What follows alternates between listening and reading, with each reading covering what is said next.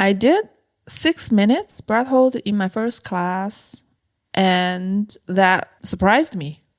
I did not think that was possible, and I did not think that would be not as hard as I thought. And that just rang a bell in my mind. What else am I thinking that I couldn't do? But that thought is actually the limit, not the physical body. And when that triggered, I just thought I needed to at least give it a try. I needed to see what my body is capable of.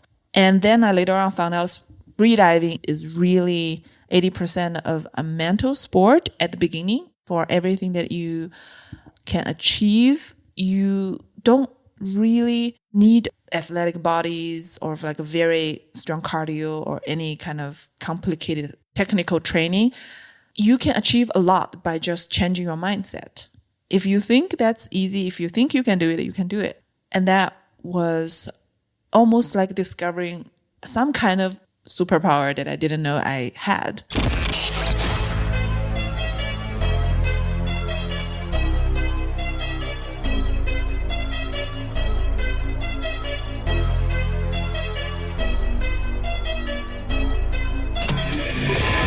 This is the Maverick Show, where you'll meet today's most interesting location-independent entrepreneurs and world travelers, and learn the strategies and tactics they use to succeed. And now, here's your host, Matt Bowles. Hey everybody, it's Matt Bowles. Welcome to the Maverick Show. My guest today is Jessie Liu. She has been ranked the #1 all-around female freediver in the world for 3 consecutive years.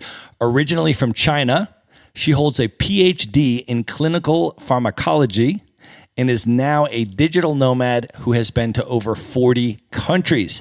And she has particular interest in spending time with wild animals around the world in their natural habitat. Jessie has broken 1 world record and 37 national records in freediving and has won 15 gold medals in continental and world championships. Jessie is able to hold her breath underwater for over 8 minutes and dive down over 90 meters on 1 breath. She is also a freedive instructor as well as a scuba diving instructor, and she is an ambassador for Best Dive Wetsuits. Jessie, welcome to the show. Hi, Matt. It's great to be here. I am so excited to have you here. We need to start off just by setting the scene. You and I are in person. We are in Nairobi, Kenya, and we have just opened a nice bottle of red wine that we're going to be drinking throughout the episode. This is a Rioja Reserva. It's a 2016 from the Rioja region of Spain. So we're going to be drinking through that throughout the episode. And you and I have been on the continent of Africa together for a full 3 months now. We have been in Cape Town for a month. We've been in Tanzania for a month, and we have now been in Kenya for a month. We are on the Remote Year program. This is their first ever All Africa itinerary. It's a 4-month program. And let's just start off maybe with that. You have been doing tons of incredibly cool stuff here. You and I have been doing some stuff together. We've been doing some stuff separately. But maybe do you want to just share a little bit about where you just got back from today and what that experience was like? Sure. Today I just flew back from Lamu Island of Kenya. That is a very unique place. It's a UNESCO heritage site with an old town that does not have cars. I heard overall on the whole island, there are currently only 3 cars. I did not see a single one when I was there. The main vehicle of transportation is the donkey or just walking. You can walk everywhere around town and just very narrow alleys. All the buildings are constructed with coral limestones to keep the area cool enough, and buildings are back to back with alleys less than a meter wide at the narrowest part so that all the heat cannot penetrate. Otherwise, the island is scorching hot. And the people there are super nice. It's one of those few places in Africa, very safe. You can walk at night, pitch black with no light, and feel very, very at home. Amazing. Well, we met back in Cape Town in the very first week in South Africa. And one of the things that I noticed immediately is that you started just independently seeking out super interesting things to do. And one of the things that you began the very first week is you started foraging for mushrooms and then using those mushrooms to come back and cook amazing things. Can you share a little bit about that? I mean, I just want to give folks a sense of how you travel and what some of your priorities and interests are when you travel. And I thought that would be a really cool place to start. I love being in nature. I mean, mountains, ocean, river. I really like to go places where I get the most natural encounter with animals, hopefully. And I'm also really interested in different kinds of plants, identification, or harvesting the edible ones. I always find the joy and fulfillment of harvesting your own food. You know exactly where it came from, what it looked like before it was cooked or chopped up and even washed. Sometimes things change color when you process them, like the marine animals. You know, they look completely different from the plate usually served in the restaurant versus how they actually appear in the ocean, like squids, octopus. They have all kinds of colors when they are alive still, right? So I think it's just fascinating, the animal world, plants, the diversity, just mesmerizing. And I like to go hiking and just see what's up there at different altitude. There's different species, diving with my goggles on that I can see what's underwater. Occasionally I go to learn something new. Like mushroom hunting is one of those things that I didn't even know before. That's something you can learn. But now there are cities where there's a very professional local mushroom guides that they do this. They've been doing this for decades, and then now they offer it as experience, and you can go hunting with them. They'll tell you all things about mushrooms, which one is toxic that can kill like 4 cows with a tiny little pig, which one is very edible, delicious, very expensive, hard to find. You only get it in that season, or some of the ones cannot be farmed. You have to hunt it in the wild.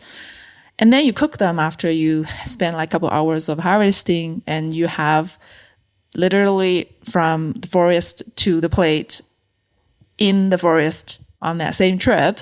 There's just amazing experience. That's so awesome. Well, you are an incredible cook. I know this because you just cooked a wonderful Chinese dish for me the other day that you and I had together. Let me ask you this, though. I know this is your first time on the continent of Africa, and you've been here now for 3 months. You've been through 3 very different countries. What has been sort of your impression and maybe some of your highlights from your first experience on the continent? My first location in Africa was Cape Town. My personal experience, as well as what I've heard from other African people, is that Cape Town is actually quite different from the rest of Africa. So it can be called like a bubble, especially in the waterfront area at the tip, where it's very developed and very much like modern European city mixed with more cultures from all over the world.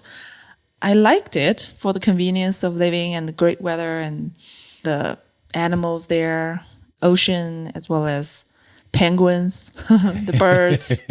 I love penguins. And I'm not sure if it represents my overall experience of Africa, but it was a very nice soft landing for me. And it's so interesting too, because in terms of the animals, South Africa is the only country in the world that has both lions and penguins in the same country. And so you can have this incredibly diverse type of experience in terms of what you're actually able to see in South Africa. But the penguins are amazing. I remember the first time that I saw them, which was in 2015, my first time in Cape Town. I literally didn't even know that there were African penguins because I associate penguins so much with the cold weather because that's all of the stuff that you see on TV and you watch as kids, and that's what the thing, and the penguins are associated with cold weather. And then you go to Cape Town and there's just all of these African penguins out on the beach and swimming around, and they're just warm weather penguins. And so that for me was a really, really cool experience as well, my first time in Cape Town.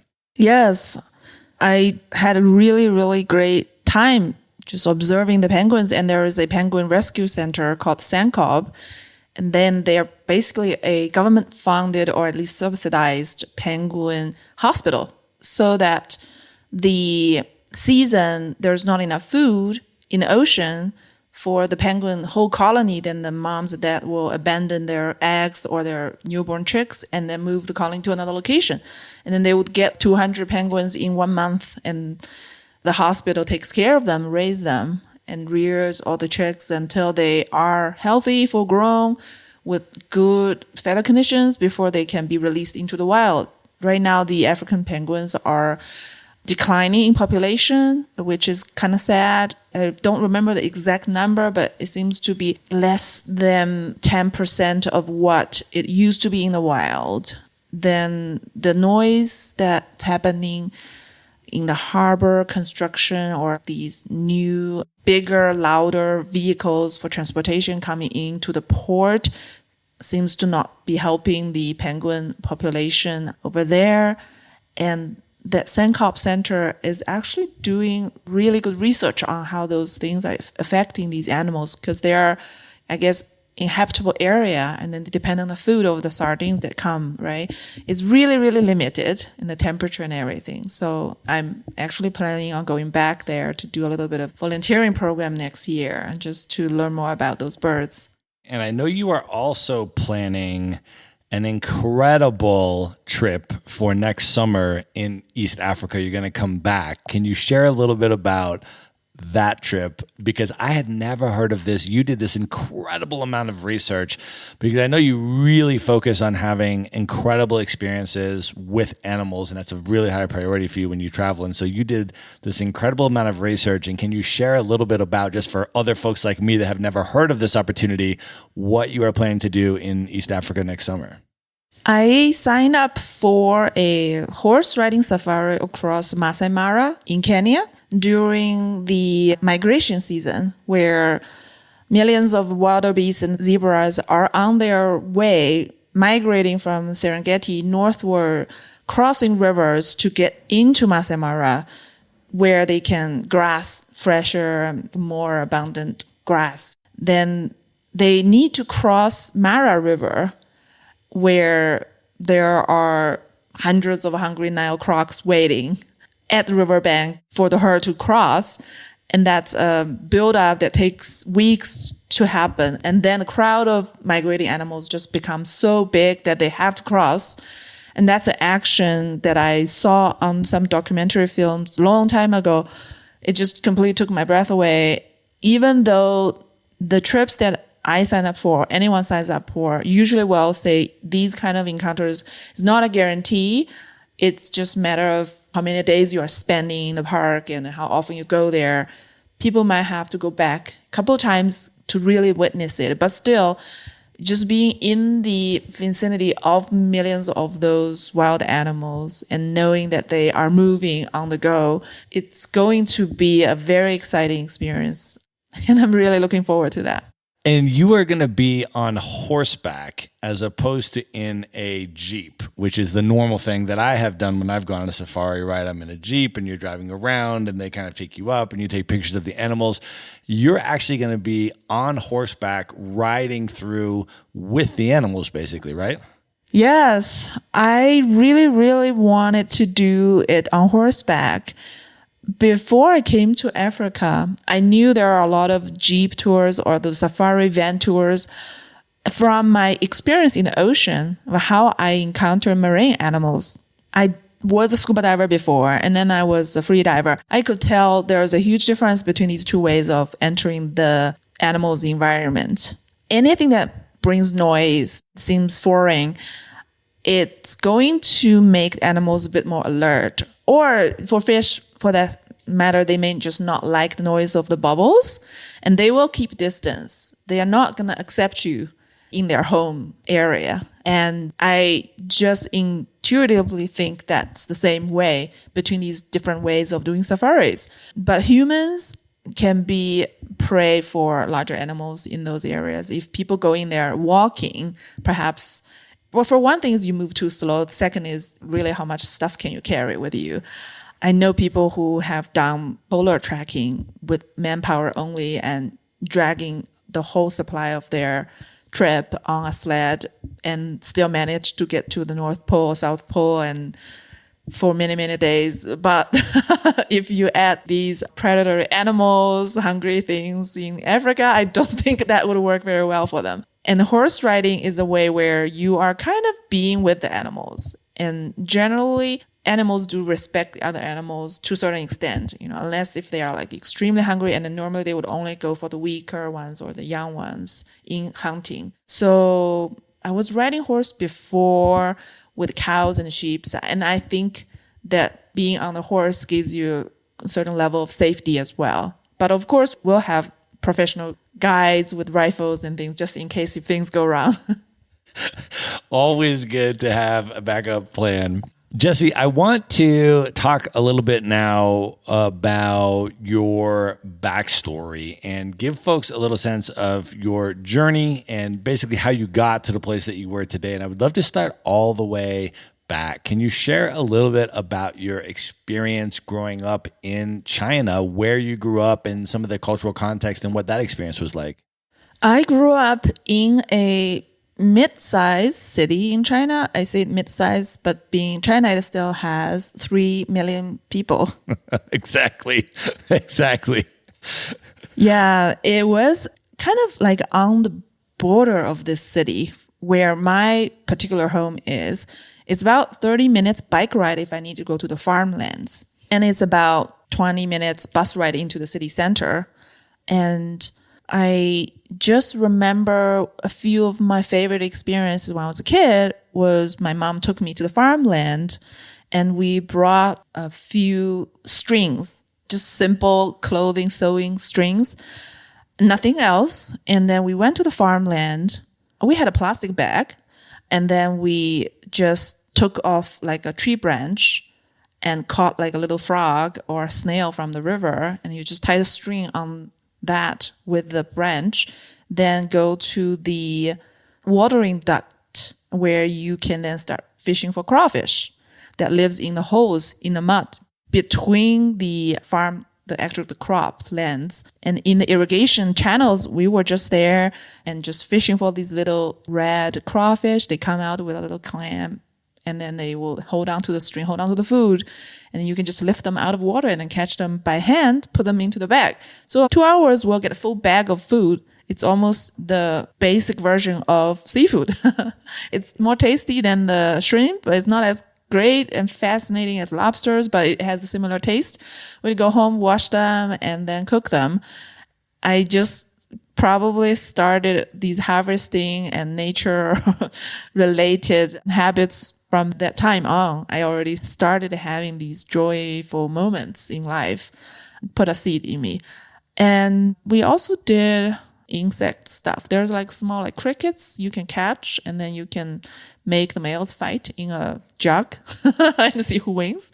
And just you have to go out at night with a little flashlight and then go hear the crickets singing, and then you know which rock underneath there is a cricket. Right? You have to distinguish the male singing versus the female singing. And once you've identified and located the male under which brick, and it's a teamwork. So one person flips over the rock and the other person with a flashlight and with a little perforated cup to capture them. And then you have these specific containers to then guide them and trick them to crawl through and keep them in the container. And then the hunt goes on at night.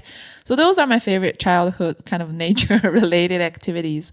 The city itself is kind of standard. Some of these African, less developed cities actually reminds me of my hometown in the last century. Some of these are very similar kind of experiences that I'm going through in the last 2 months. My elementary school teacher who teaches us about the subject of the nature is very inspirational for me.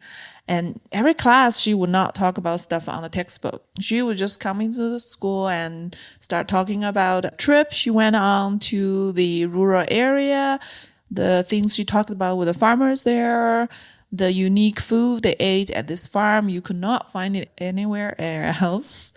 And she would mention another time she went out to the mountain and the different plants she saw. Those were things completely foreign to us as kids living in this neighborhood where day by day, year over year, maybe for the first 10 years, we never really left this area, just as far as the bike can go for a day trip.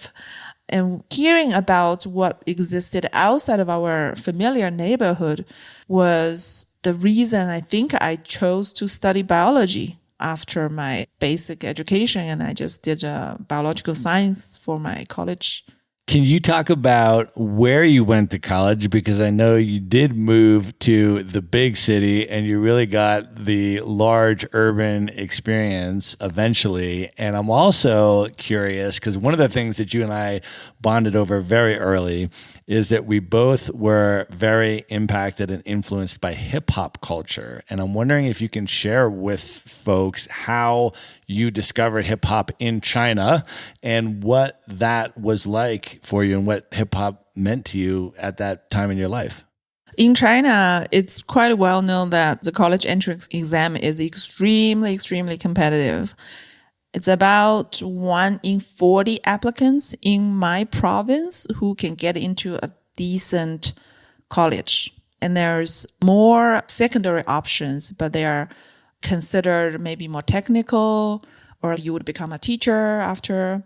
Not as wide of a selection of options or majors as the best colleges.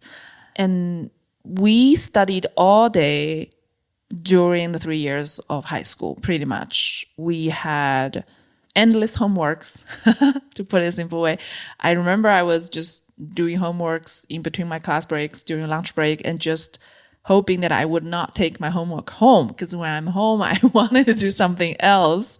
I remember we had a lot of students staying overtime, keep doing more for night times and weekends too. So that was very robotic and repetitive 3 years. And last year of college, my cousin actually went on a summer vacation trip with me. He turned out to be a hip hop dancer. And then later on, he learned to teach and he opened a hip hop studio in my hometown.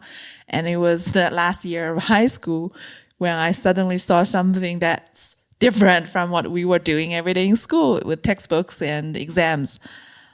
And I was like, wow, this is amazing. And he looked so cool. And I just became his fanboy and just like kind of like followed him around at night whenever I get a chance, just look at where he's performing, what he's practicing on for just a few days. And then I left my hometown to Beijing University in Beijing for college. Then there's hip hop clubs, the student associations. So I hung out with them for my 4 years in college. And I go to the most kind of like international style nightclubs that plays hip hop music in China. Because there's all kinds of music and all kinds of nightclubs in China, right? Some of them seems to be mostly mid-aged Chinese people who would go like after work, and then I felt very disconnected from them. There is this club not far from my college campus. It's about 10 minutes by taxi. It was all international students in that area from different colleges. There's international school departments, I guess, and all the international students who loved hip hop music would come into this bar and people just dance all night.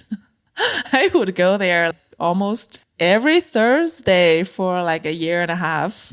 That was the best time that I had during my college years, even though like that did not help with my study. That's so amazing. So what eventually made you decide to leave China, to travel outside of China? What was sort of the inspiration or the impetus to do that? I was not quite sure if I wanted to leave China.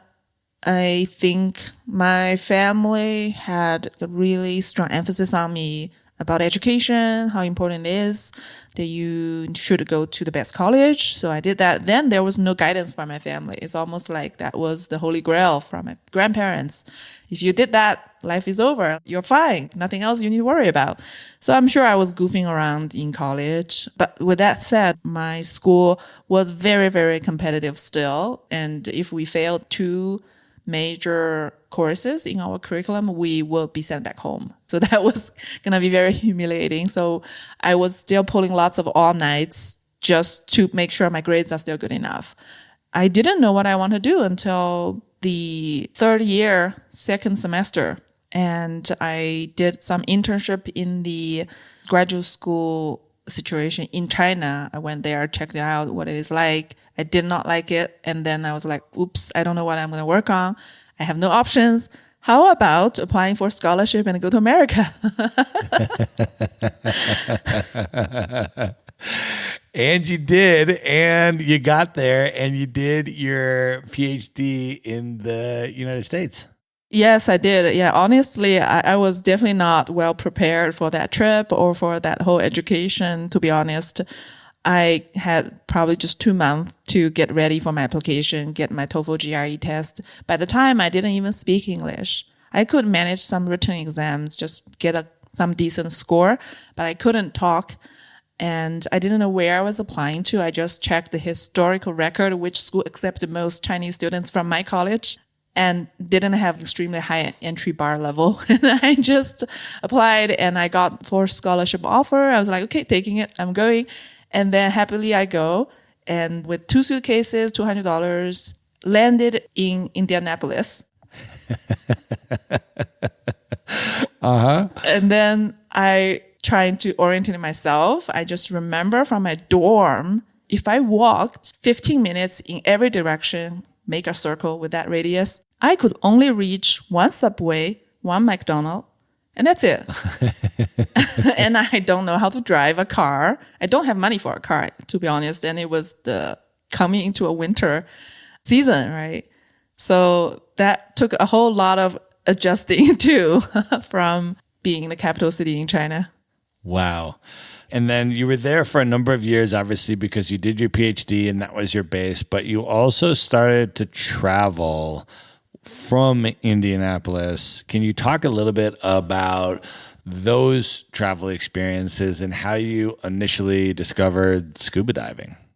In graduate school, you already could tell from my tone that I did not like Indianapolis that much. So I made a deal with my advisor. I mean, first, I worked hard the first year. I thought I need to correct some mistakes I've already made. Now I have to take some responsibility of my life. So I applied for a grant for graduate school. So I got funding from the Department of Defense for breast cancer research. Now that on the second year going forward for my graduate school, I was self-funded. So that way I know my position at the university as a graduate student is secure. So I then made a deal with my advisor. I wanted to save as much time as I could so that I can travel away. I said, I'm not going to take my weekends off. So I'll keep coming to the lab Saturday and Sunday. And in the morning when I get to the campus, I cannot find a place to park my car. There's so many people in the parking lot. I spend a lot of times finding a spot. Or during the experiment, if I needed to use the instrument, there's a long waiting list of people and I need to find a time to schedule my turn. I thought I could come at night. That will save time. And I could do a lot of work, a lot more with the same amount of time. And then please let me travel every month away for the last week. I will just go somewhere, either be a conference or just learning, or I would just go have vacation or see friends. Didn't have a lot of money at the time, but just somewhere I can explore. And that worked out really well for me. And I mean, I didn't see much of my colleagues in graduate school. I was coming in when everybody's leaving and I was driving home at midnight, usually like 3 a.m. or 5 a.m., whatever time it takes for the experiment to finish. And I was able to go at least a different city every month throughout the year for the next 3 years. And then that's how I got a chance to do my scuba certification in Hawaii. And before that, I didn't even know what is scuba. I just thought I like marine animals. I tried to see if there's any kind of work opportunities that would allow me to hang out with marine animals. But every place says you must have at least a scuba certification. that's how I started looking into it. What is this scuba? And Indianapolis has some swimming pool and classroom I can do in the dive shop. But obviously, the open water session in a cold quarry or water lake is not going to be ideal. So I just took the chance to Hawaii during a conference trip. I made my certification there in Kona, Big Island of Hawaii, which I absolutely just fell in love with that island. I also fell in love with scuba diving at the same time. And just then the diving just kept going on and never stopped. I know you relocated to Hawaii eventually, and you had that as a base, and you were doing a lot of trips out of Hawaii. Can you talk about when you first started going on liveaboard trips? And for people that don't even know what that term means, what was that like, and what were some of your highlights from those early scuba experiences? So being in the Midwest, I could only really travel to get some good diving. And then I started looking for alternative locations where I can dive and see different ocean landscapes, different species. So I went to Florida to do more sort of a training.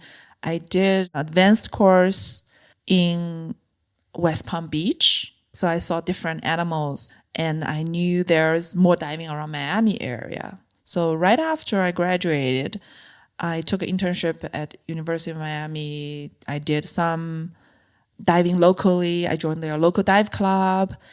And one day I heard about this long distance trip. I already started having like a taste of the more isolated location you dive, the better things you're going to see. And I heard about this trip that's going to sail from Miami port out to the sea for 7 days before it comes back. And it's going to go around like Bimini Islands and different islands in Bahamas. I definitely was intrigued and very excited. So I just saved up money and just planned for one vacation week. I did that probably around May. And that's the first experience in my life where I was away from any internet cell phone signals. We were on a sailboat that's very quiet when it's not having the engine on. And with about a group of 10 divers, couple of boat crew members, we hung out like a little small family, and everything we talk about is diving. So we eat, sleep, and dive, watch sunset, watch stars away from the land. It's pitch black at night. You don't need to face the west to see the sunset view. On the ocean, when you're away from the land, the same golden light, red color, the shades behind clouds is 360 degrees all around you. Every direction you look. It's so pretty. And I just thought, okay, I have to do at least one trip like this away from the noise and civilization, all these messaging at least once a year. So that I actually did more liveaboard trips after that. That's amazing. And I know you eventually became a scuba dive instructor, and it became a huge part of your life. And then when you relocated to Hawaii, and that was your base, can you talk about how free diving came into the picture? Because you were already a scuba diver. How did you eventually get into free diving? I was in Hawaii, which the reason I decided to move there is because I wanted to do more diving on a weekly basis. And in Hawaii, the locals there use spearfishing as a means of harvesting fish and feed their families. There's much longer history before it became something that can be taught and before the sport even kind of existed on the international stage. Then as a scuba diver, I get to stay underwater for a longer time, watch everything, but I cannot really move in any direction I wanted to. You cannot ascend too fast. You have to do the slow ascent. You have to decompress. You cannot really move fast because the scuba gear has a lot of drag. And when I saw the spearfishermen, they were flying through underwater, just cruising the reef like sharks. Well, I feel I'm quite a turtle and just really slow and clumsy. And I thought, that's so cool. I figured, that's a human. I'm a human. If they can do that, I can probably do it. And that's when I thought about I'm going to give it a try. But I didn't actually sign up for a proper paid professional course. until one day I was the dive master on one of these dive operation trips. And then there was some tourists ask about, oh, if you snorkel, can you duck dive down and just hold your breath and go touch the sand? It was maybe only 5 meters. It's not deep. As a scuba diver, I can equalize. I thought it would be not hard. And then the other instructor says, yeah, why don't you just, watch Jessie, let her demonstrate how to do it.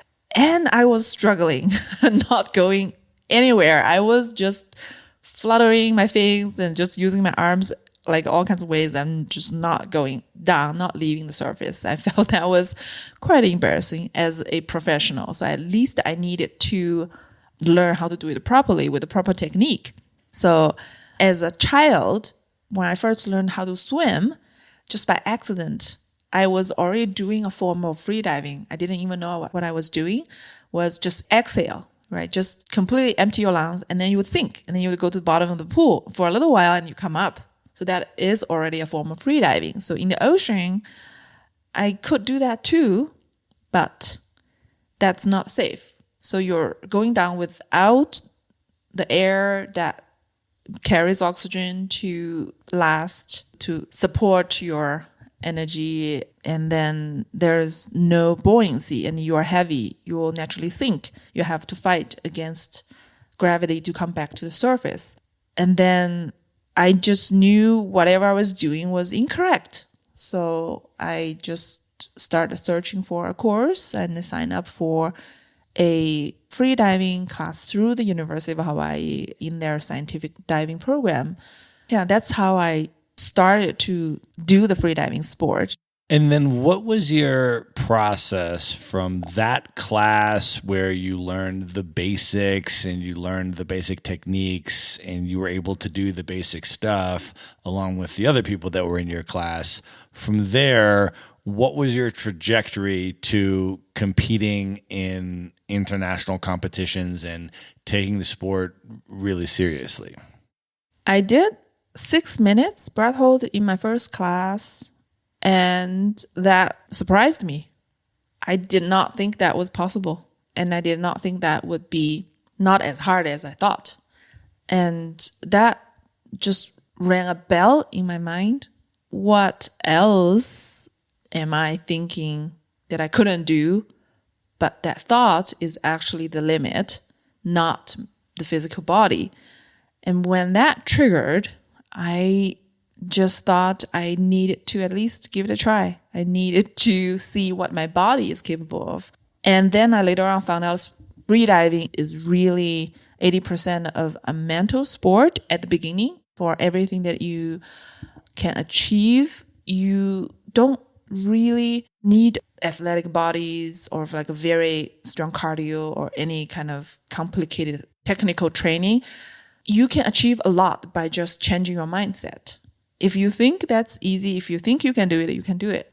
And that was almost like discovering some kind of superpower that I didn't know I had. And then I just got very excited about more training, more practice, and see where it will lead me to. I had no set goals or specific competitions or results I need to achieve. I was just curious about what is possible with the body that I have. And for quite a long time, I kept telling people, I was like, I just felt I learned something about me that is more than any teacher in my previous 20 years of school has taught me about me. And that was very powerful. And I think this sport is a way where it's kind of like a little simulator. Just a couple minutes, you can test yourself, change your mindset, just test yourself, observe the result, and then you'll have the result of how did that mindset serve you in just a couple of minutes. Whereas I think in life, we don't often see the result of how you put your mindset if you were consistent until quite a long time after, right? Could be weeks, could be months, could be years. And I was just amazed by that little sort of like mindset simulation experiment. But then in freediving, the best measure is time or depth or distance. So we can compete on how long you can hold your breath, how far you can go on one breath horizontally in a swimming pool, or how deep you can go in the ocean vertically with one breath. And in the ocean, there's a bit more technique related to equalizing the air pressure, direction-wise, all of that too. But if you practice and you have the right mindset, and you will just feel it's a breeze to improve, to achieve the next level. It doesn't feel like it is more intense, harder work. It's almost contrary to the other sports where the more relaxed you are, the more in tune you are with your mind and body, the better you will go. So that's a very special thing about freediving. You are now a freediving instructor. And so when students come into your class, how do you teach them what you're describing here to sort of connect with that superpower within each person that maybe they don't know that they have? How do you teach that to a class of new prospective freedivers? What are some of the exercises, whether they're mental or otherwise, that you lead people through to try to get in touch with that and tap into things that they don't even know they're capable of? I get different kinds of students. It really depends on what they are coming in for initially, but then I can guide them to where I see values in freediving as well, right? So very common, I have different types of students. One is they are spearfishermen already. They're already in the ocean hunting and they just wanted to dive deeper, stay longer. They have some technique, but we can help them to get better streamlining and some technique for safety. It's just better to have a proper safety practice so that there's no accident prevented, at least minimize the risk. And then there are students who are interested in seeing animals and relax in the water and just enjoy, have a good time. And students who want pictures, they really feel like this flowy and then the kind of marine environment gives that very graceful sense in the photo. Only I would say really rarely students coming to the class thinking about what mental benefits or anything beyond just a experience there may be to discover. It's the same reason I went into the class. So I didn't go into the class thinking, oh, I'm going to learn something so powerful about me. I just wanted to be able to dive with proficient skills and know where is the safety limit, at what point I need to turn around to the surface. But I've had students who message me on Christmas saying like, hey, Jessie, since the freediving class, I've quit smoking, quit drinking. I no longer go out at night to hang out for long hours. I just find it's more peaceful to do breath work, stretching, and I've got a yoga mat in my office now. And he felt like it was a lifestyle change. I really appreciate that. I'm not saying like everybody who practices freediving needs to like quit smoking or drinking, which that's not a direct consequence of that practice. It's just making someone more aware of what they are feeling in the body and what they can do with their body. It's really about being the owner of your lifestyle, and then you can actually change how you feel about certain things.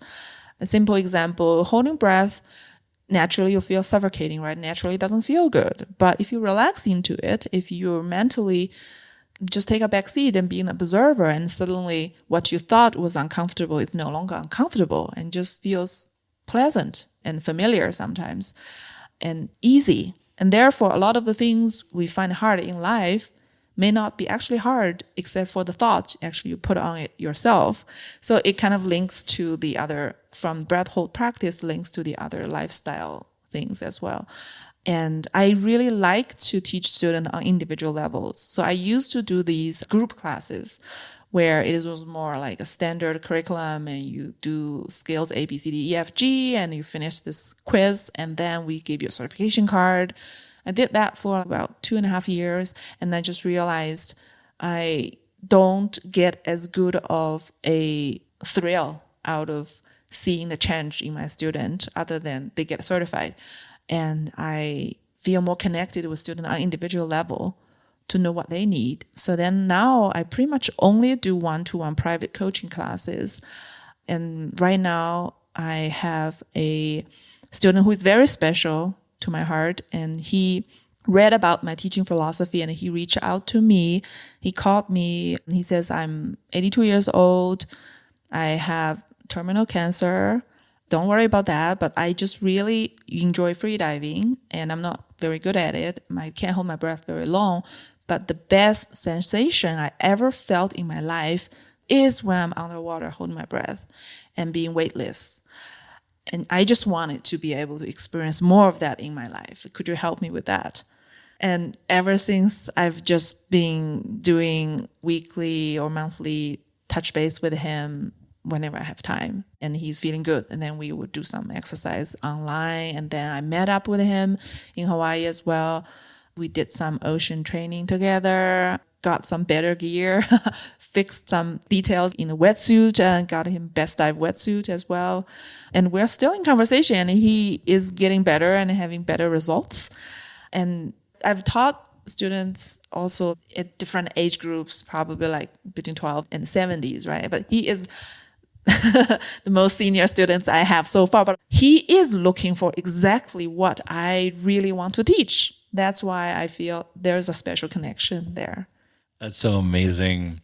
Well, I also want to ask you for your reflections on peak performance, because it's one thing to be the best in your class or to be better than a number of your contemporaries, but to be the best in the world is an entirely different thing. To be breaking world records and winning 15 gold medals and being ranked the number one female all-around freediver is an entirely another level of an accomplishment. And I want to ask, when you think back about that journey to getting to that level of excellence in your chosen sport, your chosen area, what reflections or tips do you have about achieving peak performance? I would say sometimes doing less is more. I never completely quit my job and become a full-time freediver. I did try the different balances. When I first started off, I competed the first time in 2015. I was kind of like a new diver to the scene. To my first competition, I just took like a vacation from my work. And when the result came back, I was still progressing and doing better than I thought. I put more time in it. So I gradually shifted my work hour to less of work and more free diving. But over this duration from 15 to 19, where in 2019 was when I had maybe only 20% of my usual work amount and the rest of it for free diving. But during this time between 15 and 2019, after I discovered free diving, and even a little bit before that, when I was still scuba diving, I just realized that I couldn't do everything. I just needed to be more selective with how I spend my time. I was not good at a particular hobby before that. I never had a unique skill that I can showcase in front of my friends or my classmates.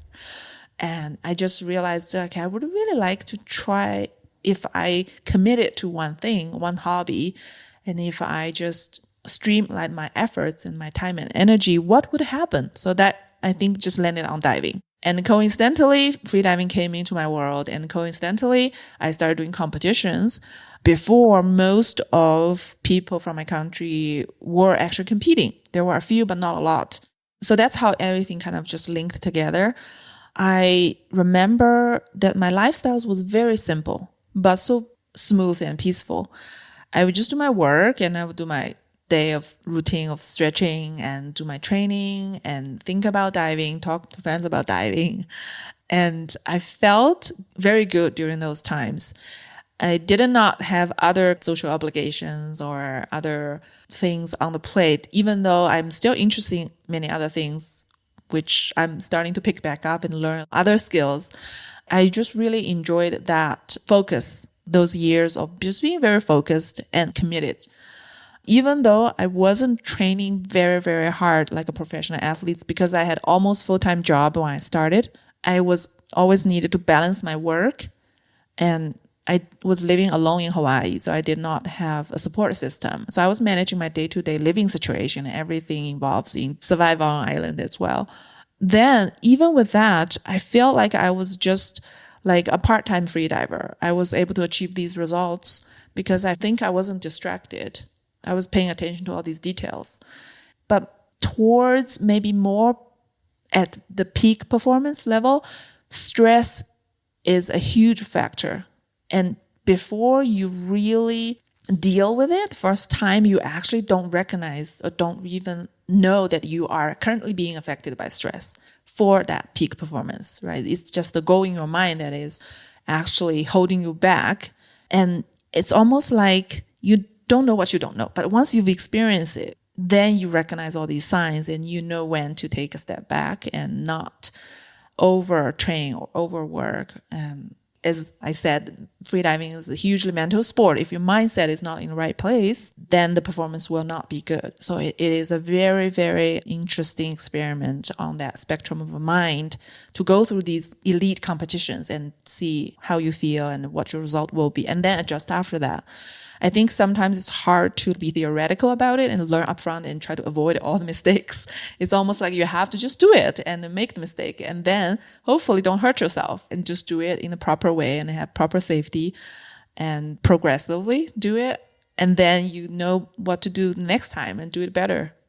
Jesse, you have some of the most extraordinary underwater photographs that I have ever seen in my life, and you have been able to use your freediving skills and your really extended breath hold ability and everything else to do some incredible underwater things. The first thing I want to ask you about is some of these underwater modeling pictures where you are wearing these gorgeous, extraordinary, elegant, flowing dresses, and you're under the water on the bottom and you're being photographed modeling these dresses underwater. I mean, this is some of the most incredible stuff I've ever seen. I'm definitely going to put a link in the show notes because I want folks to go and look at these pictures because they are absolutely extraordinary. But can you start talking about some of those experiences and what that was all about?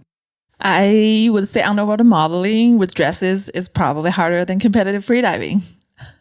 Some of these photo shoots are incredibly terrifying. I remember there was one shoot with a designer outfit that's equivalent of 2 queen-size sheets of fabric, and I was being planted on a sandy patch amongst all the coral heads with heavily weighted belts so that I'm not floating up. I had to display the dress and not able to use my arms to move or swim or even to balance and not seeing anything because I didn't have a mask and I was only being fed by another support scuba divers, secondary regulator. So the only thing I could do was just nod my head.